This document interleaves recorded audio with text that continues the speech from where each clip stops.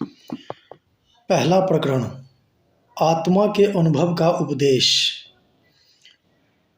कथम ज्ञानमवाप्नोति कथम मुक्तिर्भविष्यति वैराग्यं च कथम प्राप्तमेतद् ब्रूहि मम प्रभो। पूछा जनक ने, ज्ञान कैसे प्राप्त करता नर कहो, किस भांति होगी मुक्ति भी वैराग्य कैसे प्राप्त हो। स्वामिन मुझे समझाइए है साध्य साधन ये सभी, अधिकारी उत्तम जान अष्टावक्र जी बोले तभी। राजा जनक ने ज्ञान प्राप्ति एवं मुक्ति हेतु अष्टावक्र के सामने जिज्ञासा की कि हे प्रभु, ज्ञान कैसे प्राप्त होता है, मुक्ति कैसे होती है और वैराग्य कैसे प्राप्त होता है, यह मुझे कहिए।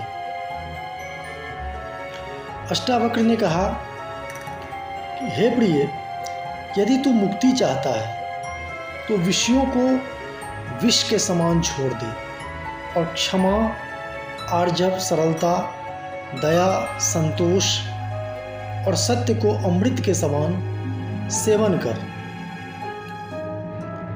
तू न पृथ्वी है, न जल है, न अग्नि है, न वायु है, न आकाश है। मुक्ति के लिए अपने को इन सब का साक्षी चैतन्य रूप जान। यदि तू देह को अपने से अलग कर और चैतन्य में विश्राम कर स्थित है तो अभी ही सुखी, शांत और बंध मुक्त हो जाएगा। तू ब्राह्मण आदि वर्ण नहीं है और न तू किसी आश्रम वाला है, न आंख आदि इंद्रियों का विषय है, ऐसा जानकर सुखी हो।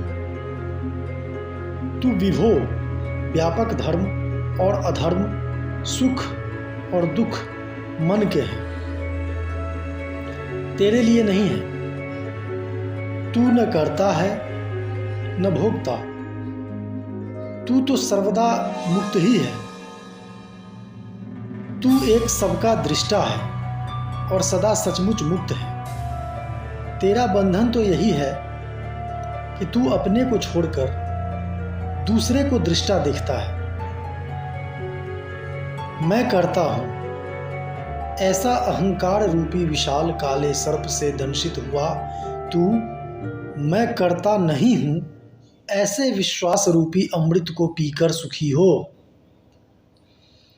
मैं एक विशुद्ध बोध हूं, ऐसी निश्चय रूपी अग्नि से गहन अज्ञान को जलाकर तू शोक रहित हुआ सुखी हो।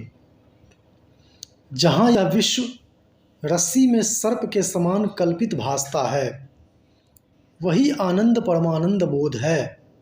अतः तू सुखपूर्वक विचर। मुक्ति का अभिमानी मुक्त है और बद्ध का अभिमानी बद्ध है। यहाँ यह किंवदंती सत्य है कि जैसी मति होती है वैसी ही गति होती है। आत्मा साक्षी है, व्यापक है, पूर्ण है, एक है, मुक्त है, चैतन्य स्वरूप है, क्रिया रहित है, असंग है, निष्प्रिय, इच्छा रहित है, शांत है। यह भ्रम से संसारी जैसा बंधनग्रस्त भासता है।